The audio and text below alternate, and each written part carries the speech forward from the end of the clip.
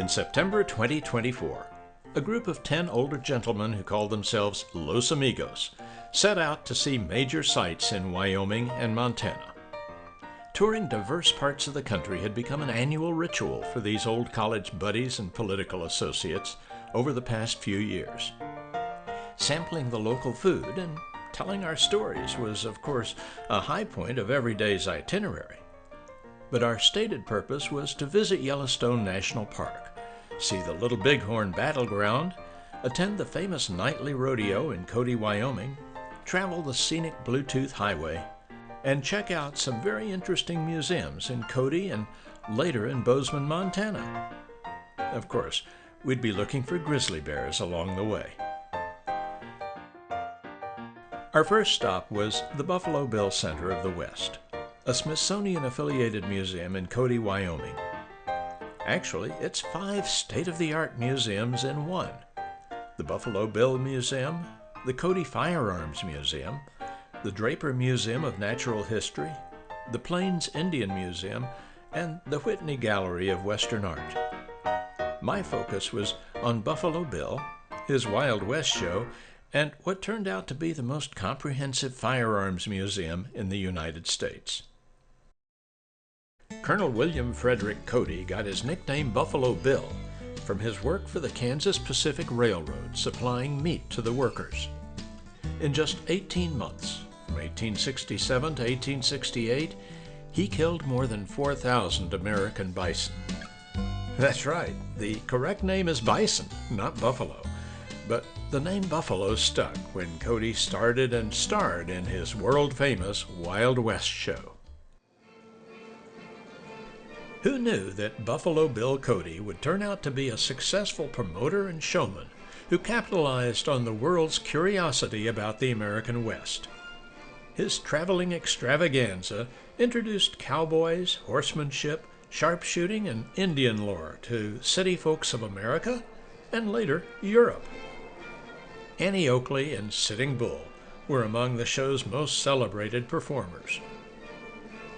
Buffalo Bill is even credited with having established the town of Cody, Wyoming.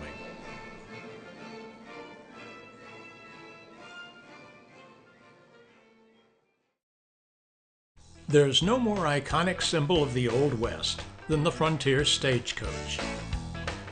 Unless it's the gun. You don't have to be a gun enthusiast to appreciate the Cody Firearms Museum, housed within the Buffalo Bill Center of the West. This collection contains more than 10,000 guns and gun-related artifacts in the most comprehensive firearms exhibit in the United States. The displays are state-of-the-art and highly secure. What can't be seen at eye level is squirreled away in slide-out panels and easily accessed in banks of pull-out drawers beneath. There are military weapons, of course, especially dating from the Civil War and the many conflicts that followed. Lots of history here, even some bearing famous names. Target shooting is a special focus. Competition winners are celebrated. Then there are what you might call novelties. It pays to explore every display case. You never know what you'll find. Here's a lethal squeeze pistol that could be easily concealed, and a rather deceptive-looking walking cane. Needless to say, we were eager to test our own skills. This target range gave us the opportunity in a game-like setting. Now that we saw how it was done, one of our group members took a shot at it, so to speak. Yes.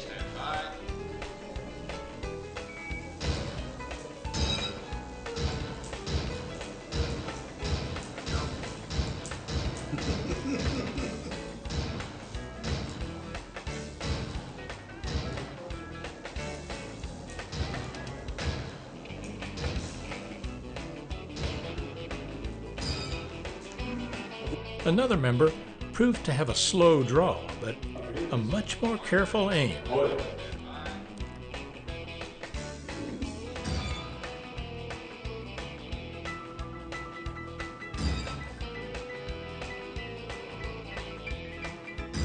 Good.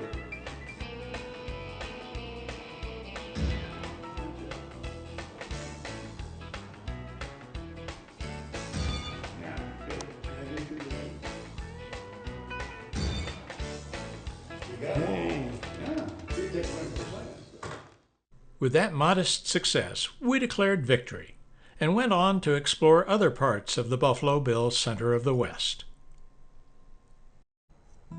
The rodeo in Cody, Wyoming, is a summer institution that performs every night each year, from June 1st through August 31st.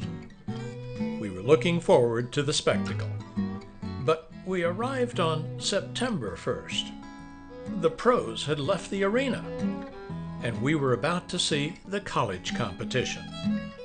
Aspiring young cowboys and cowgirls from about 10 Wyoming and Montana colleges were ready to demonstrate their mastery over bucking broncos and angry bulls. We were not disappointed. Not just for the thrill of competition, but to honor the best, as well as Resist It All, the official hat of college rodeo. That's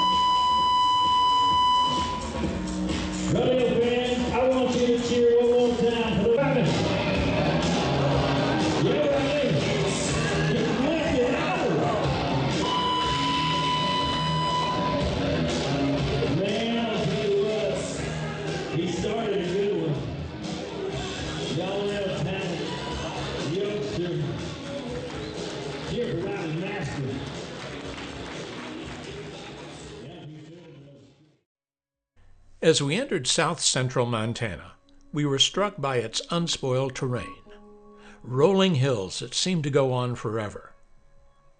Yes, we passed evidence of the state's massive oil industry, which also seemed limitless. But we were in search of history, of a battleground so bloody and famous that its story lives on in a national monument known as the Little Bighorn Battlefield. We were looking at the ridges, bluffs, and ravines along the Little Bighorn River, much as they appeared on June 25th and 26th in 1876. The American Civil War was over, but Colonel George A. Custer, who had been a cavalry commander in that war, had been dispatched by the U.S. Army to the Montana Territory to force the Native Americans onto reservations. It was here that he led the 7th Cavalry Regiment at the Battle of Little Bighorn, against 3 tribes: the Lakota Sioux, Northern Cheyenne, and Arapaho. Custer was aided by friendly scouts from the Crow and Arikara tribes, but his 700 men were no match for the Indian warriors led by Crazy Horse and inspired by Sitting Bull. Today, a national cemetery occupies a portion of the Little Bighorn battlefield. But these are not the graves of the U.S. cavalry fighters who died in the battle. They are here, surrounding this hill where Custer had made his last stand.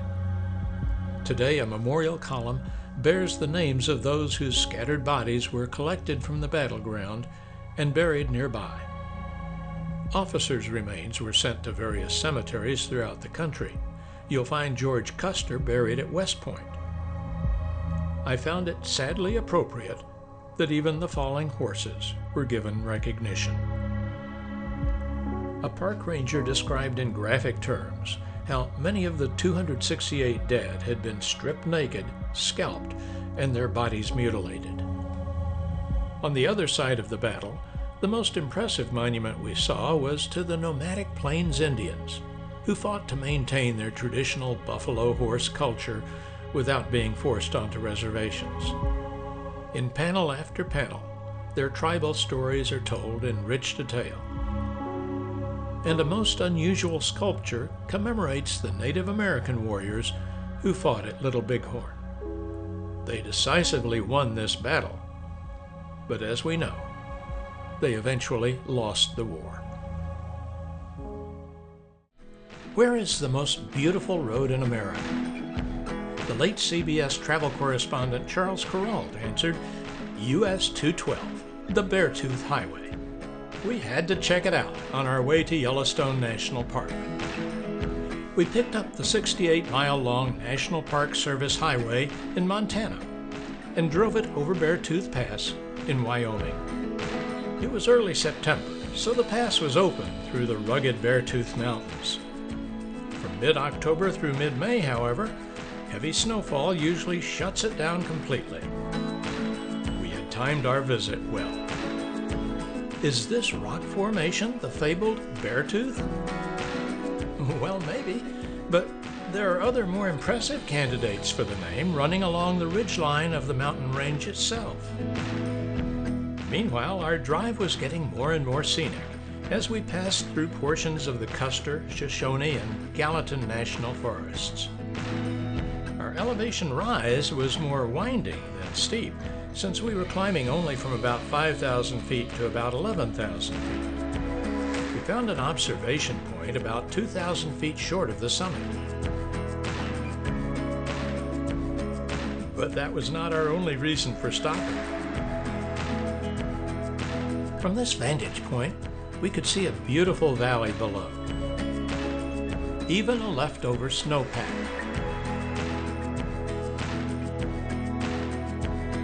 Below us was the highway we came up on. And as we looked across the way, we saw evidence of serious rock slides and mudslides that in the spring of 2005 caused the highway to be closed for reconstruction that took almost a year. We continued our climb and reached the summit, where we struck a triumphant pose.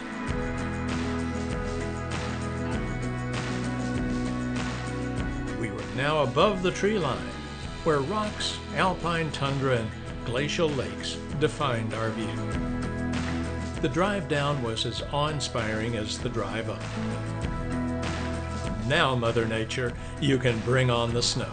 We've seen what we came to see. We have driven America's highway to the sky and found our way over the Beartooth Pass. We are off to visit Yellowstone National Park, our nation's first national park, so designated in 1872. Believe me, Yellowstone is big, larger than the states of Rhode Island or Delaware. The park lies mostly in Wyoming, but borders Montana and Idaho as well. Our goal was to see Yellowstone's main features in just 2.5 days, a feat that was only possible because we had an expert guide and comfortable tour bus. Richard knew the park well its history, its highly varied geography, and its diverse ecology. And we were aided by an impressive topographical map that told the story of how Yellowstone is directly positioned over a supervolcano, the second largest in the world, that last erupted 631,000 years ago.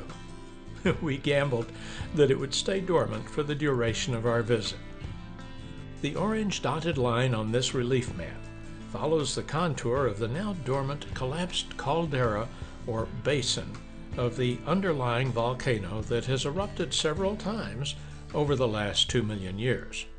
What makes Yellowstone special is that the heat beneath the surface continues to power geysers, hot springs, and other hydrothermal features that account for more than half of all that are active in the world.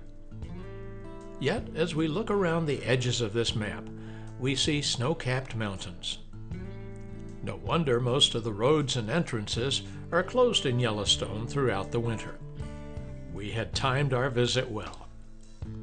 As we drove through the varied landscape of Yellowstone National Park, no matter where we went, we were looking at the result of ancient volcanic activity and continuing seismic disruption. Within its 2.2 million acres are lakes, canyons, and mountain ranges formed by volcanic activity. When we learned that Yellowstone experiences thousands of minor earthquakes annually, we were a little shaken up. But we were assured that most are never felt by humans. Only 6 have registered a magnitude of 6 or greater in recorded history. What we could see are distinctive formations formed by lava. No, this is not a man-made fence or barrier. It's actually basalt, the most common type of volcanic rock on Earth. When lava rises to the surface and quickly cools, it forms basalt. Here are some cliffs displaying basalt in other sculpted forms. Its flowing shape can make it look soft and fragile, but it's not.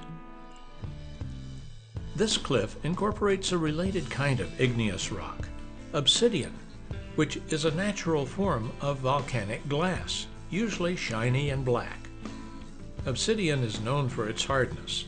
Dating back to the Stone Age, it was traded for its value in making arrowheads and cutting tools. This boulder is a mix of basalt and obsidian. Our exploration of Yellowstone was just beginning. No, we're not descending to the molten center of the Earth, but we will get a whiff of what it can produce in Yellowstone's Upper Geyser Basin. We learned that this is the site of the world's largest concentration of boiling geysers. Every one of them reveals the presence of an active volcano beneath our feet. It was a bit alarming to learn that about half a mile below us is partially molten rock or magma that is heating water from rain and snow that seeps down and dissolves the mineral silica in the rocks. Now superheated, the water carries the silica up to the surface and builds deposits where it cools. The most famous of Yellowstone's geysers, and one of the most predictable, is Old Faithful, whose eruptions are currently about 90 minutes apart. Tour guides use radio communications to stay informed about the timing of each coming eruption, usually plus or minus 10 minutes. Crowds gather as if awaiting a celebrity appearance. Let's watch.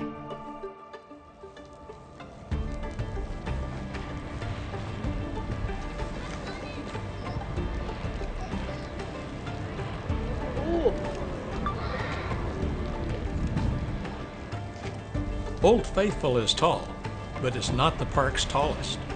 It puts out a huge volume of water, but it's not the most voluminous.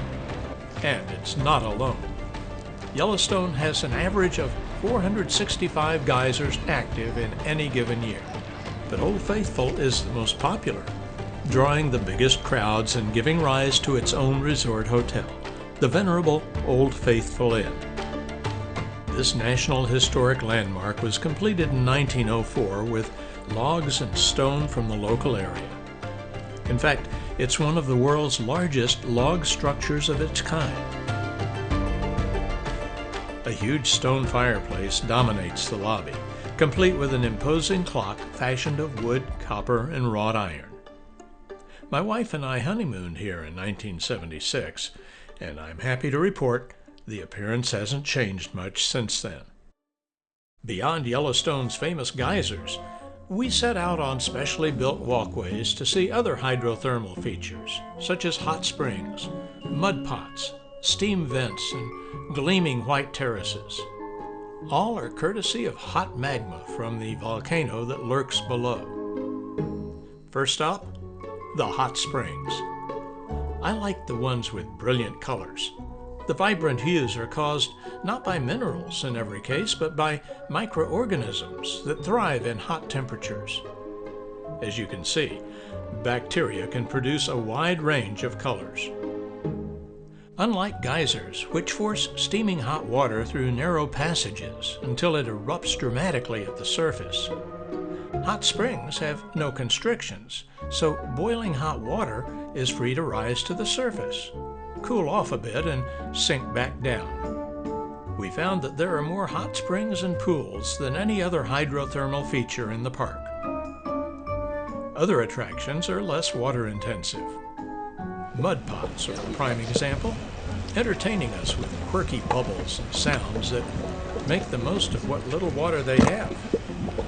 The mud comes from decomposed rock, reacting to volcanic gases and microorganisms. Steam vents, called fumaroles, also require very little water, but are hotter than anything else in the park. Like mud pots, fumaroles can entertain us with hisses, whistles, and thumps as steam tries to escape restrictions near the surface. Now our eyes are drawn to what look like dazzling snow-covered mountains. We're looking at Mammoth Hot Springs, where water and limestone interact to create a snow-white rock called travertine. You may have heard of travertine being used for floor tile and other building applications. Here, nature uses it to form terraces, some quite spectacular. But what you see here changes rapidly over time, as new terraces are formed and old ones dry up. Come back in a few years and things may look different. Speaking of change, we puzzled over what appeared to be dead trees in a lake. Well, these so-called bobby sox trees are dead lodgepole pines that have soaked up minerals from the water and turned the bottom portion white when the minerals evaporated. Another Yellowstone novelty. America's oldest national park is filled with at least 10,000 hydrothermal features, no two of which are alike. Since its opening in 1891, the historic Lake Yellowstone Hotel has received several facelifts over the course of its 133 years. In contrast to Yellowstone's other, more rustic-themed lodging facilities, the Lake Yellowstone Hotel provides visitors with a serene resort atmosphere on the unspoiled shoreline of Yellowstone Lake.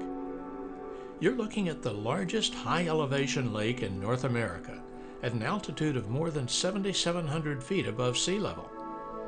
The lake is 400 feet deep and is the site of frequent underwater earthquakes each year. The Yellowstone River flows into Yellowstone Lake before leaving the park on its way to feed the Missouri River about 671 miles away. While flowing through the park, it carves two colorful canyons and produces some beautiful waterfalls. The highest, at 308 feet, is the lower falls of the Yellowstone River.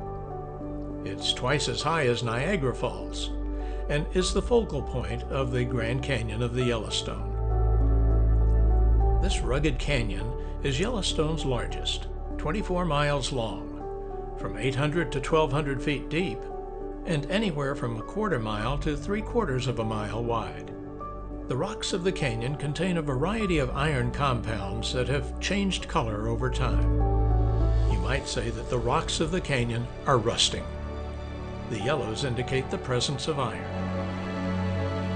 Of course, where there is a lower falls, there has to be an upper falls, also impressive, but smaller than the lower one and much easier to see up close. These were just two of the park's more than 350 waterfalls higher than 15 feet. Tower Fall is also accessible, as it plunges an impressive 232 feet. We are watching the output of Tower Creek dropping down to join the Yellowstone River. I was fascinated by the pinnacles surrounding it at the top. I learned that these distinctive columns of rock are nothing more than lava flows that cracked as it cooled. Volcano-formed pinnacles are another of Yellowstone's fascinating oddities. Here we are at Firehole Falls, with about a 40-foot drop on the Firehole River, which in turn runs the length of Firehole Canyon. The river passes through several geyser basins of Yellowstone, including the one which contains Old Faithful. Early trappers named the river Firehole for the steaming geysers in the area, and the name stuck.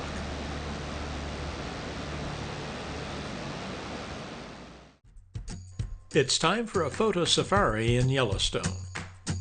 The park's diverse ecosystems support a variety of habitats that are home to bison, elk, and bighorn sheep, which we had no trouble finding. But wolves, moose, and bears, they were more elusive. That was not always the case. On a camping trip I took in 1958, we were met by crowd-pleasing bears on the side of the road. They were a tourist favorite. But in the early 1960s, they were successfully relocated away from tourist areas, and today there are only about 150 in the park. And we didn't get to see them. So much for our grizzly quest. Instead, we saw bison. Lots and lots of bison, which is the preferred name for buffalo. There are an estimated 4,500 American bison in Yellowstone Park, more here than in any other single location in the United States. Bison are Yellowstone's biggest mammal, with bulls weighing about 2,000 pounds. They have sorted themselves into two main breeding herds. Meanwhile, this old fella says, "Leave me alone." Elk are Yellowstone's most abundant large animal, numbering between 10,000 and 20,000 during the summer. Within the park, elk hang out in 6 or 7 herds, and many seem very accustomed to vehicle traffic. We saw an artfully decorated animal called a pronghorn, characterized by white markings on their rumps, sides, bellies, and throats. They're known for their speed and can run up to 60 miles per hour. We decided not to challenge them. Yellowstone Park also has about 300 bighorn sheep. They'd rather graze close to us than to become prey for wolves. Wolves were reintroduced into the park to rebalance the ecology, and now number about 120, living in 9 packs. You're more likely to hear them at night than to see them during the day. Yellowstone's northern gate is through the historic Roosevelt Arch. And although we said goodbye to the park as we headed to our lodging in nearby Gardner, Wyoming, the Yellowstone River followed us. We relaxed in a beautiful setting that gave us a chance to share some stories and grill some steaks. The Yellowstone River Lodge was our rustic log home for 4 nights, and it's there that we watched the 2024 presidential debate and started our storytelling. Tony led off with a PhD-level lecture on the science of DNA and genealogy, his lifelong passion. Bill helped us recall early promotion campaigns for Philip Morris and Miller Beer as prelude to his work as a political campaign manager. Lee told of starting a training publisher that had to adapt to over 30 years of unforeseen changes in personal computer technology. The other Lee described getting to fly with a Thunderbird pilot after landing a U.S. Air Force advertising account. One of our Steves told of his harrowing Alaska raft trip adventure, returning to civilization from months in the Arctic wilderness. Mac raised questions about what role Wyatt Earp had, good guy or bad guy, in the famous gunfight at the OK Corral. The story is, I got on the cell phone and called the local 911 and said, "Hey, look, I'm stranded on the." Finally, our trip leader, the other Steve, told us about having his stranded boat rescued on the Mississippi River. With that, the sun set on our Wyoming visit, and we set off for Bozeman, Montana the next morning. The road to Bozeman, Montana is awe-inspiring, worthy of a film set. All it needs are a few horses and cattle to complete the tableau. We were heading for Missouri Headwaters State Park, where we could view the starting point of the nation's longest river, the Missouri River, as it sets out to connect with the mighty Mississippi 2,342 miles from here. When trailblazers Lewis and Clark stopped here in 1805, they named the three rivers that come together after their expedition sponsors, President Thomas Jefferson, Secretary of State James Madison, and Secretary of the Treasury Albert Gallatin. The Jefferson and Madison rivers join up first, then pick up the Gallatin River downstream. What seems clear enough on the map and on the descriptive signs posted along the waterways somehow proved hard to interpret for a bunch of old guys without GPS. Is this the Jefferson? Or is it the Madison? We know the Gallatin comes in a little further down. Or is this one the Madison and that one the Jefferson? We need a ranger to sort this out. All we can do is stand here and admire nature's beauty and marvel that from our lofty perch, 4,040 feet above sea level, we're watching a great river being formed. In a few miles, it won't matter. The blended waterways will take on a new identity and move through the Rockies and across the Great Plains to St. Louis as the magnificent Missouri River. Bozeman, Montana is a college town of about 57,000 in a stunning mountain setting that's perfect for folks who love to hike, bike, fish, and, in the winter, ski. We began our look at Bozeman by paying a visit to the Gallatin History Museum, located in the old county jail. Our knowledgeable docent was eager to tell us about John Bozeman, a pioneer credited with trailblazing an improved route into the gold fields of southwestern Montana Territory in the early 1860s. In the early 1920s, the local newspaper was filled with the gruesome story of a double murder and the trial of a man named Seth Danner, whose alibi seemed unshakable. Despite the controversy, Danner was sentenced to hang on July 18, 1924.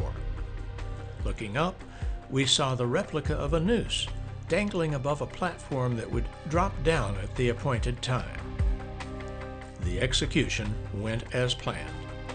Seth Danner proved to be the only man ever executed inside the old jail.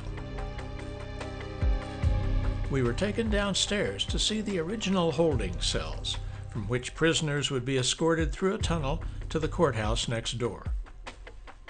The basement also held the courthouse records and archives. It would appear that it still does. At the Museum of the Rockies in Bozeman, Montana, we viewed dinosaur fossils from more than 500 million years ago in one of the world's largest collections.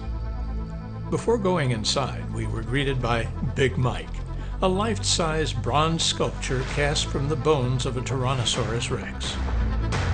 Have a look around as I share what we learned about the museum. This Smithsonian-affiliated museum is on the campus of Montana State University, which conducts research in the field of paleontology. Beyond dinosaurs, the museum focuses on the geologic and cultural history of the region. One of the prized specimens is the largest Tyrannosaurus Rex skull ever discovered. Meanwhile, a complete T-Rex skeleton stands in the museum's spotlight. and the museum boasts at least a dozen other T-Rex specimens. Here you see an adult Triceratops with its 3 large horns, being followed by a baby Triceratops, which was found by a museum team near the town of Jordan, Montana. Actually, the museum has put together a growth series of Triceratops skulls, ranging from juveniles to large adults. Take a look.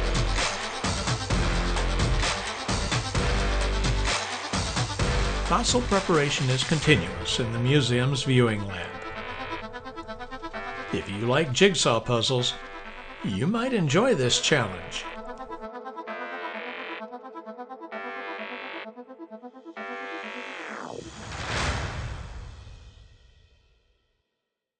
The Museum of the Rockies in Bozeman, Montana, is world famous for its dinosaur collection and other natural history exhibits. But we never expected to find mythic creatures on display here. Dragons, Unicorns, and Mermaids was a special exhibit organized by New York's American Museum of Natural History, with input from 4 other notable institutions around the world. We couldn't help but wonder why. After all, the figures on display are imaginary, not real. But many mythic creatures do reflect attempts to describe the natural world. They're rooted in cultural tradition and are kept alive through art and literature.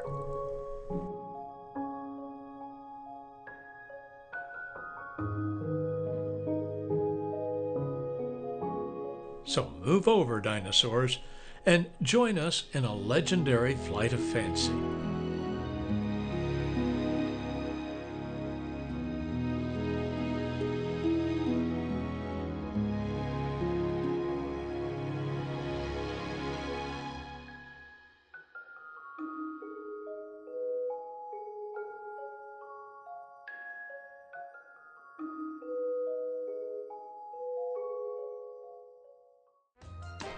Montana Grizzly Encounter in Bozeman is a privately owned bear rescue and education sanctuary. Although meeting a bear in captivity is not as exciting as coming face to face with one in the wild, the experience proved to be much safer and a good deal more informative. They had fresh fruit, produce, meats, they had freshwater toys to play with and plenty of room to run around, not only out here but also in their dens. We met Max, a brown bear from Alaska that is quite a bit larger than the average grizzly. Grizzlies are brown bears too, but they're found mostly in the lower 48 states. Max was born on an Aleutian island in Alaska in the year 2019, but apparently was abandoned by his mother. Bear cubs must spend the first 2 or 3 years with their mothers in order to learn survival skills. When Alaska Fish and Game reached out to Montana Grizzly Encounter to give Max a home, the cub was welcomed into the sanctuary. On arrival, he weighed only about 25 pounds. Today he weighs in at somewhere in the 800 to 1,200 pound range and has a height of about 6 feet at the shoulder and 11 feet standing. His diet must agree with him. His favorite foods include beef, turkey, avocados, and sweet potatoes. It does not include tourists, we were assured.